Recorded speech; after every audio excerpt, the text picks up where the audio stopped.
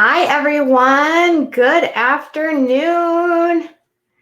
It is Katie from Without a Crystal Ball. How are you guys? Welcome to my channel. I am so glad to have you here. Okay, so we're going to be doing things a little bit differently. So I just want you guys to know ahead of time. We're going to do the live stream. And then when the live stream's done, I'm going to pull it off because there's been some issues with YouTube. And I know there's a lot of creators. There's some creators here that follow and watch my content. So I just want you guys to know, and I'm sure other creators are going through this, but live streams are not processing correctly.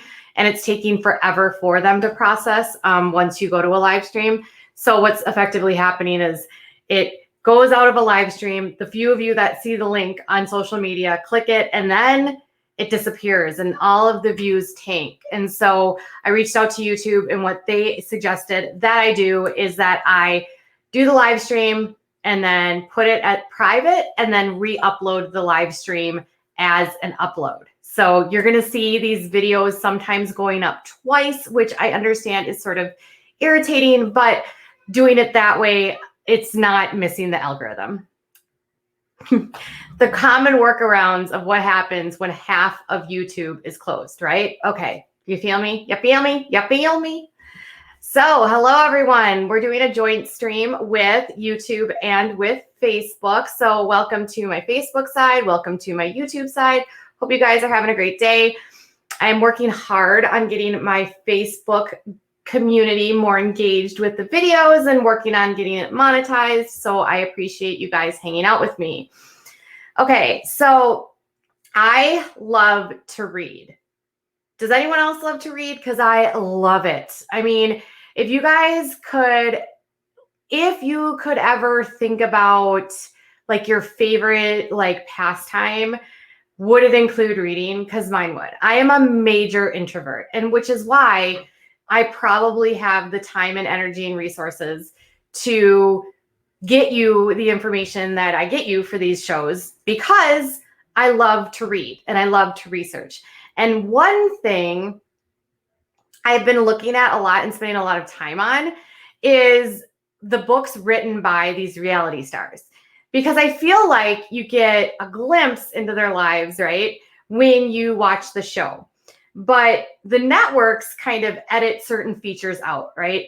So when we think about the Duggars, they don't really talk a whole lot about the faith side of things. They talk about how they believe and some of the things like wearing dresses and all of that kind of stuff, but you don't really get into the nitty-gritty of their parenting and sort of the IBLP. Bill Gothard, all of that, right? So what I've been doing is I'm knee deep into Becoming Sister Wives, which I'm actually about 53% complete because this book is horribly written. It's just so badly written. I'm actually on Christine's chapter of the book where she talks about her marriage to Cody and bringing Robin in, okay? So, but another thing I wanted to do was I wanted to read or find or sort of dig through the Duggars books, which again are terribly written. And to be honest, I'm actually reading Becoming Sister Wives cover to cover because I am interested in each one of their stories. And I feel like some of them are a little bit more honest than others. Now, in terms of Jim, Bob, and Michelle's story, I'm not that interested because I don't particularly enjoy these people. But the great thing with their books is that they have things called indexes and a table of contents. And so in their book, 20 and Counting, the Duggars 20 and Counting, it's a book all about parenting. And Jim and Michelle give everyone that watches their show advice on how to parent their children. Now, the interesting thing here is that when we look at these books, it's clear that a lot of their teachings are coming directly from that quiverful world, that quiverful movement. And what we see is practices and techniques used that in the regular world, you and I would think is weird, right? And in their world is completely normal, and a lot of families do this. And any family that's sort of in this world, like the Bates, like the Rodriguezes, like the Plath family from Welcome to Plathville, you're all going to find very similar mindsets because they all read the same books. They all follow the same people. They go to the same conferences. They have the same beliefs. And the IBLP is unique because it's sort of this pay to play. You got to pay to go to these conferences. You got to pay for the curriculum. And this is the place where the Duggars have been a humongous part of for many years. And what I wanted to sort of dive into this afternoon is their book about their parenting advice. But what I thought was sort of keenly interesting here in all of this, one second. What I thought was keenly interesting here in all of this was that it has an entire chapter on something that we would call training. Training. That's right. There's an entire chapter on training.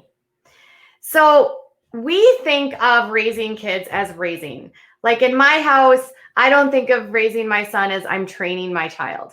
I think of, when I think of a dog, I think of training, right? When I think of raising my son, I think of giving him skills, helping him become a good person, teaching him to be polite, currently helping with his schooling, with his distance learning, all of it, right? I don't necessarily think of like my day-to-day actions of training my children.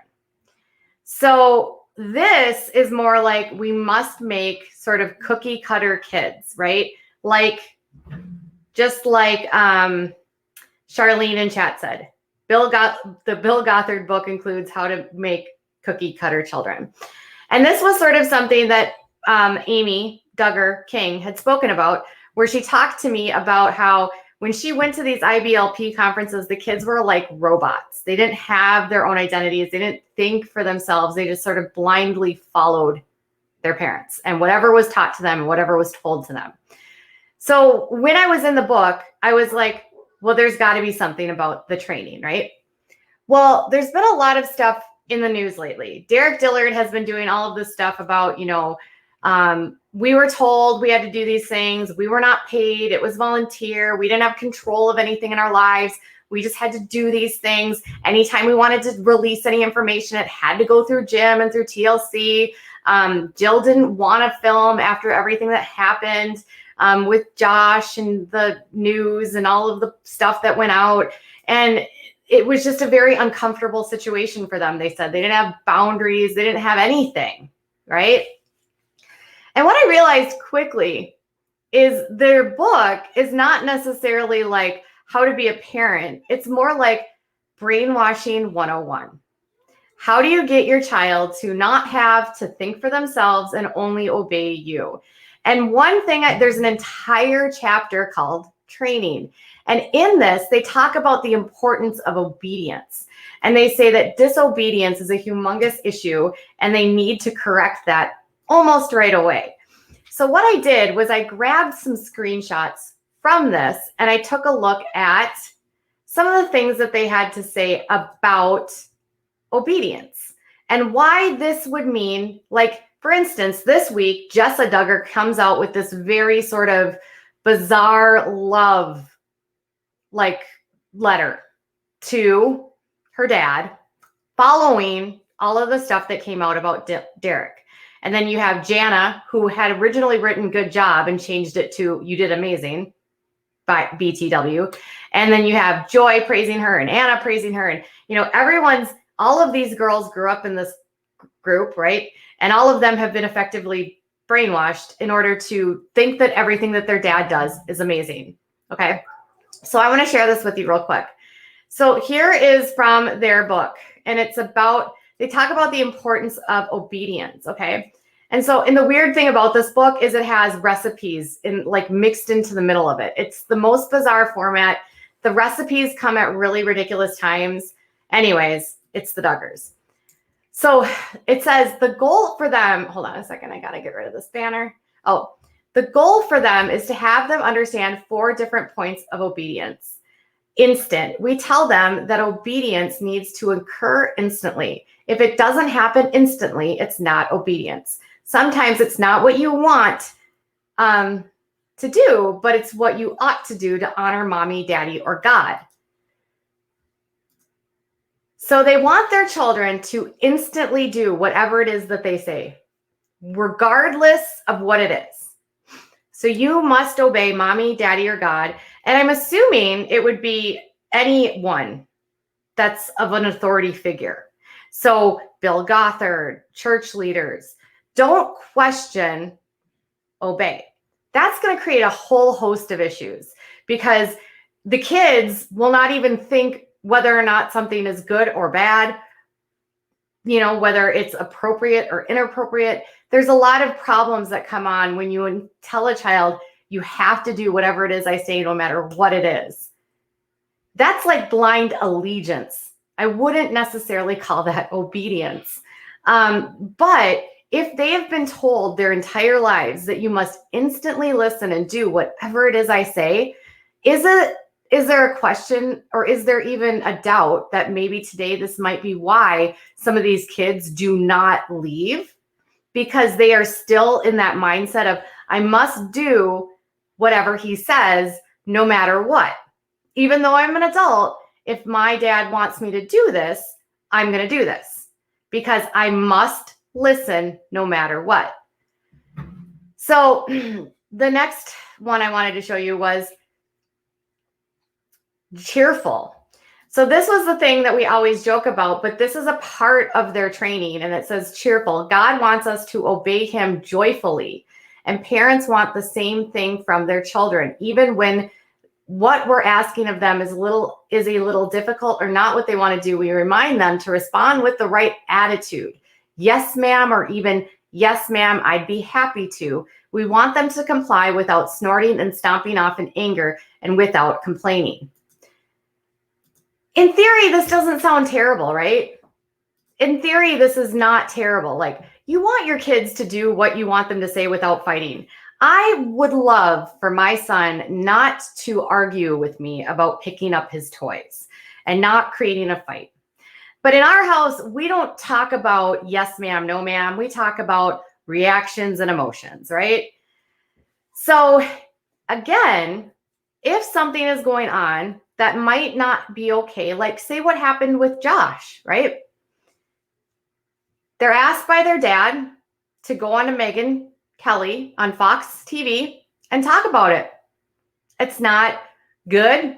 It's not fun. They probably don't want to do it. Jill, for her part, doesn't want to film Counting On, but he's asking her to do this.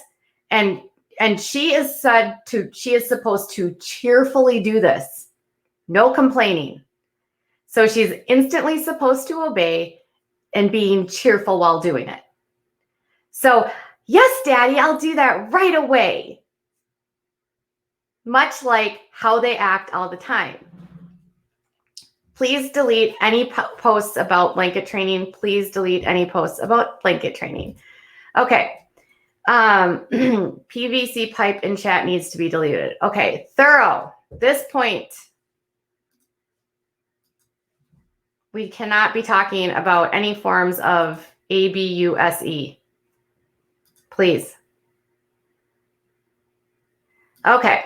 So then they want their kids to be thorough with their obedience. So this point of obedience came up because when something was left undone, we so often heard responses such as, I didn't hear you, or I forgot. Now, when we ask our children to do something, we make sure they're looking us in the eye when we make the request. Then we wait to hear yes, ma'am, or yes, sir, in response.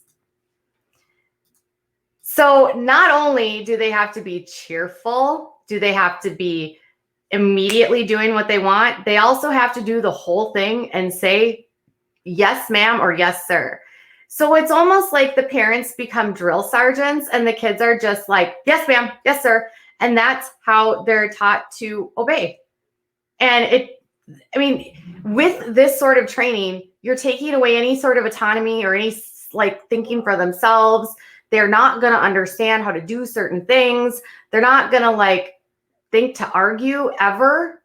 They're just going to go with the flow, which sets up boundary issues of Jim Bob being able to get whatever he wants for however long he wants, which is why I think you see some of these kids literally living near their parents, still on the show and completely dependent on them, right? And then the next part is unconditional. We teach the kids to do what we ask without arguing. For example, if I ask someone to vacuum, I don't want to hear it. That's not my job. That's so-and-so's job. Well, I know whose job it is. And I'm the one who gave out the jobs when I call them jurisdictions. Instead, they say, yes, ma'am, as the child heads off to retrieve the vacuum cleaner. To reinforce this plan, we made up a yes, ma'am chart. Now, this part is crazy. So they do every time during the day a child answered with a yes, ma'am, they got to put a mark on the chart. And at the end of the month, each one earns a penny for every mark. A penny for a mark for every time they say yes, ma'am.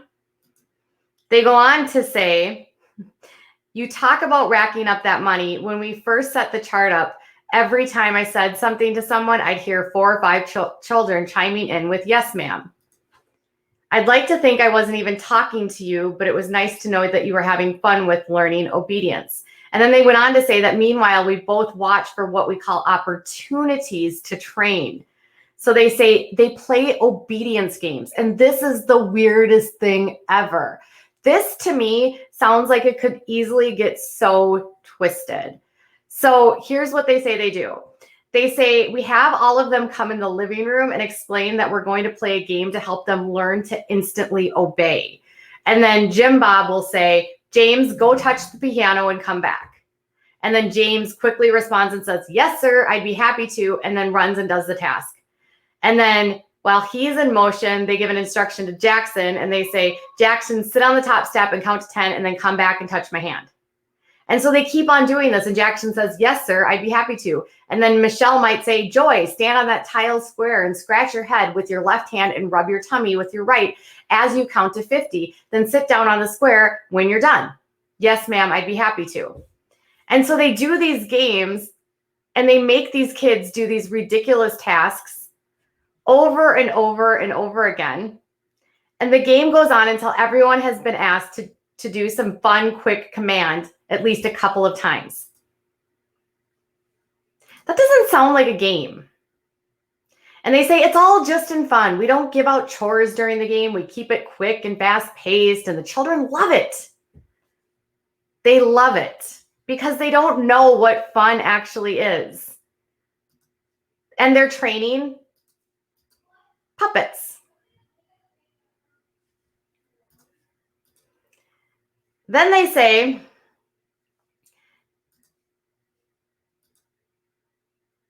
and then they have stuff about chores and jurisdictions. So they have these weird games they play where they tell the kids to run in circles and do all of these things. And this is how you're going to learn to obey me. And so be joyful, instantly do it, be joyful, be thorough, and make sure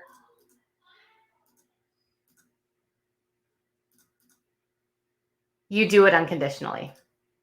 Unconditionally obey everything I say, regardless if it's right or wrong. And in this book too, they talk about how they decided to homeschool to reduce and remove any influences for their children. They wanted to have full control of every single thing that went into their children. So they said that they find TV to be a waste of time and a waste of of time, of energy. It doesn't fuel children's creativity, which is ironic since they've made the bulk of their millions on a TV show. So it's okay for them to utilize all of these things in which they despise and be on a network, which also has shows like Dr. Pimple Popper and, dating shows about 90 Day Fiance that are less than PG, as long as it suits their needs. after I started looking at these trainings, and we'll do an entirely different episode, a completely different episode on blanket training, because I know you guys have so many questions about it. But I really just wanted to show you why, when we think of these kids having the ability to be critical thinkers, they don't, because they've been taught that they shouldn't. They need to instantly obey. They need to do things with a smile. They need to make sure it's thorough. They need to make sure it's unconditional. They're not taught to say no. In fact, they're never supposed to say no. They're not supposed to complain. They're not supposed to be angry. I mean, they have character qualities that they drill into these kids that, in the grand scheme of things, it's really kind of, it's creepy. And I feel bad. I feel bad that, it's 2020 and there's still kids in this household that are dealing with these things. And they have parents that are training them to not think for themselves. And so what happens is you get children that will blindly obey. And so in the instance that what happened with Josh, if the parents are telling them that nothing's wrong and everything will be fine, well, they've been told that everything will be fine and nothing's wrong. If the parents say you need to go on Megyn Kelly and defend your husband, or you, after it's all said and done, if their parents say you must forgive Josh, instantly obey, be cheerful, be thorough and unconditional. Josh, I forgive you. It sets them up to never have a brain to think for themselves, critical thinking, or the ability to understand if something is right or wrong, because someone is always controlling what it is that they say, do, everything. It's all controlled. This isn't typical. And this is why these sort of fundies, it's harmful. And I think it's why we really need to talk about it. So many people in the media have just sort of blased over all of this. And people say, oh, you're bullying the Duggars. I'm not bullying anyone. I'm simply telling you that this is what they're doing with their kids. They were literally in the news for covering stuff up of their son. And do you have any wonder why, given how they teach their kids, that this happened? It's also exactly, Bobby said, no wonder they have boundary issues, because they're not taught to think for themselves. Always, always, always. JJ, they were unable to set their own boundaries. 100%. 100%. So what are your thoughts on this? And I saw a super chat here. Tammy says, hi, Katie, woohoo, finally got to see you live. Love your videos. Thanks for keeping me entertained during the Grumpy Panda time. Keep up your amazing job. Thank you so much for your super chat, Tammy. I really appreciate it.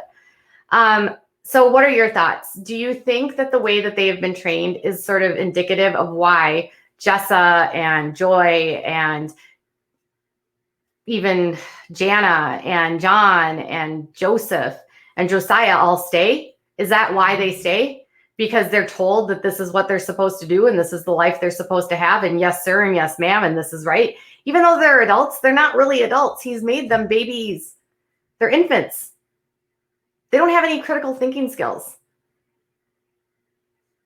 Stacy says, you get in trouble for negative emotions, meaning you never have the opportunity to work through or deal with any sort of frustrated thoughts or deal with any sort of anger.